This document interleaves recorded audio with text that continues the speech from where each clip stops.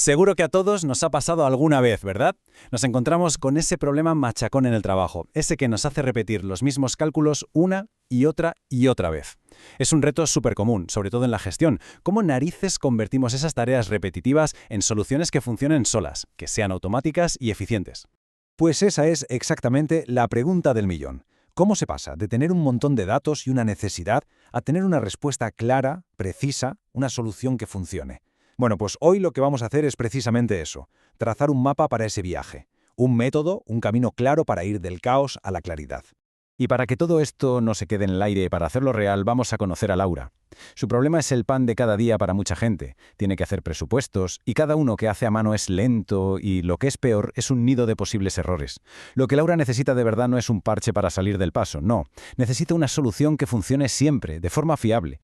Y aquí, justo aquí, es donde entra en juego nuestro mapa. El método ideal. Ojo, que no es un truco de magia, es un proceso, un sistema de 5 pasos muy claros, que nos llevan de la mano desde que entendemos el problema de Laura hasta que tenemos un programa que funciona a la perfección. Se llama IDEAL, y no es casualidad, es un acrónimo de sus 5 fases: identificar, definir, estrategia, algoritmos y logros. Fijaos qué interesante, las 2 primeras, identificar y definir, se enfocan en el qué, en entender bien el problema. Las 2 siguientes, estrategia y algoritmos, van al cómo lo vamos a resolver. Y la última, logros, es donde por fin lo construimos. Así que, ¿empezamos? Venga, pues la primera gran fase es el análisis. Y esto es crucial. Antes de teclear absolutamente nada, antes siquiera de imaginar la solución, tenemos que clavar el problema, entenderlo a la perfección. Es como los cimientos de una casa, ¿no? Es el trabajo que no se ve, el de pensar. Pero sin esto, todo lo demás se viene abajo. Es la clave del éxito, sin más. Vale, empezamos por la I de identificar. A ver, esto puede sonar a perogrullada, pero os sorprendería saber que es justo aquí donde la pifian la mayoría de los proyectos. Si no se entiende de verdad el contexto, el porqué de las cosas, acabamos construyendo una herramienta increíble, pero para el problema que no era. Un desastre. Venga, vamos a aplicarlo al caso de Laura. ¿Quién está metido en esto? Pues mira, está Laura, que es la que va a usar la herramienta, sus clientes, claro, y la persona de contabilidad, que es quien pone las reglas del juego. El objetivo es súper claro, calcular el coste total de un evento. Y las restricciones, que son la clave de todo.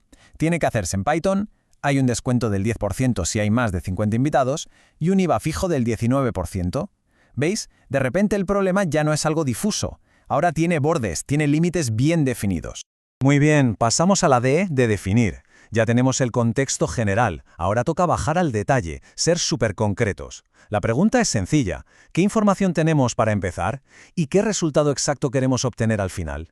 En el caso de Laura, las entradas, o sea, los datos con los que partimos, son 2. El número de personas, que es un número entero, y el precio por persona, que puede tener decimales. Y la salida, lo que buscamos es una sola cosa: el coste total, que también será un decimal. Parece simple, ¿verdad? Pues es absolutamente fundamental tener esto clarísimo.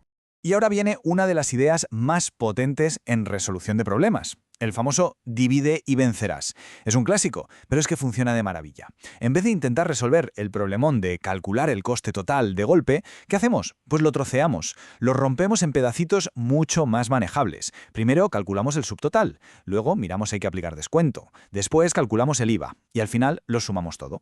Cada uno de estos mini problemas es infinitamente más fácil de resolver que el problema grande.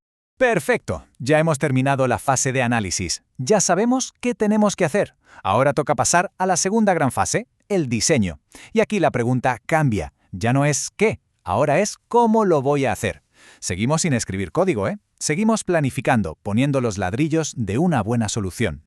Entramos en la E de estrategia, y aquí hay un proceso mental que es oro puro. Funciona en 2 pasos. Primero, la especialización.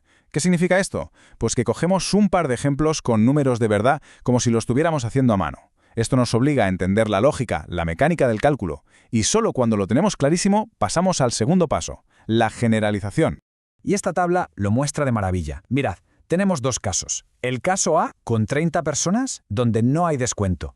Y el caso B con 80 personas, donde sí lo hay. Al hacer los cálculos a mano para los 2 paso a paso, nos damos cuenta de algo súper importante. La lógica, el caminito, es casi el mismo. La única diferencia es una pequeña decisión por el medio.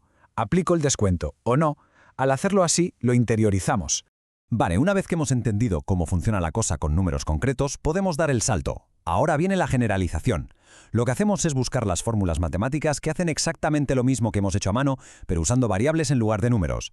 La ventaja, que estas fórmulas ya no sirven solo para 30 u 80 personas, sirven para cualquier número que le metamos.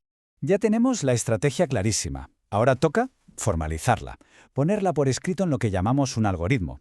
¿Y qué es un algoritmo? Pues pensad en una receta de cocina, ni más ni menos. Es la lista de pasos, uno por uno, súper precisos, sin que haya lugar a dudas, para resolver el problema.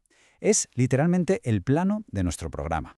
Y para escribir este plano hay una herramienta genial que se llama pseudocódigo. Es como una mezcla, un lenguaje a medio camino entre cómo hablamos las personas y cómo habla un ordenador. La lógica se ve súper clara. Primero, leer los datos, luego calcular el subtotal. Y aquí viene el corazón del asunto. Una condición, un si pasa esto, entonces hace aquello, que es la que decide si se aplica el descuento. Es nuestra estrategia, pero ya con forma de programa. Y ahora sí, con nuestro plano detallado bajo el brazo, llegamos a la última fase, la de la construcción, la de la implementación. Es el momento de la L, de los logros, donde todo ese trabajo previo de pensar, de analizar y de diseñar, por fin se convierte en algo real. En esta etapa de logros, básicamente hacemos dos cosas. La primera, traducir nuestro plano, nuestro pseudocódigo, a un lenguaje de programación de verdad, que en este caso va a ser Python, y la segunda, que es igual de importante, comprobar que el programa hace lo que tiene que hacer. ¿Y cómo lo hacemos? Pues usando esos ejemplos que resolvimos a mano antes. ¿Son nuestros chivatos? Y aquí pasa algo que es genial, y es que la traducción es casi directa. Fijaos cómo cada línea del pseudocódigo tiene su reflejo casi exacto en Python. Donde ponía leer, ahora ponemos input. Donde ponía sí, ahora es un if. Y el mostrar se convierte en un print. Al final, programar no es hacer magia negra. Es simplemente traducir una lógica que ya hemos definido y pulido a un idioma nuevo. Y aquí lo tenemos, todo el viaje resumido en una tabla. Empezamos con la I de identificar el problema de Laura. Pasamos a la D de definirlo con datos de entrada y salida.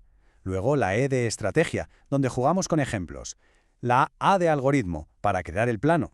Y finalmente la L de logros, con el programa en Python funcionando. ¿Veis la lógica? Cada paso se apoya en el anterior. Es un proceso impecable. Y todo esto nos lleva a una reflexión final que para mí es la idea más importante de todo esto. La gente piensa que programar es escribir código sin parar, pero la realidad es que el acto de teclear es casi lo último que se hace. El verdadero trabajo, el trabajo importante, el que marca la diferencia, ocurre mucho antes, en la cabeza, durante el análisis y el diseño. Porque al final, el método ideal no es solo para informáticos, ni mucho menos. Es una forma de pensar, una manera estructurada de atacar problemas que sirve para casi todo en la gestión o en los negocios. Así que, la pregunta que queda flotando en el aire es, ¿cuál es ese problema pesado y recurrente de nuestro día a día al que podríamos por fin meterle mano usando estos pasos?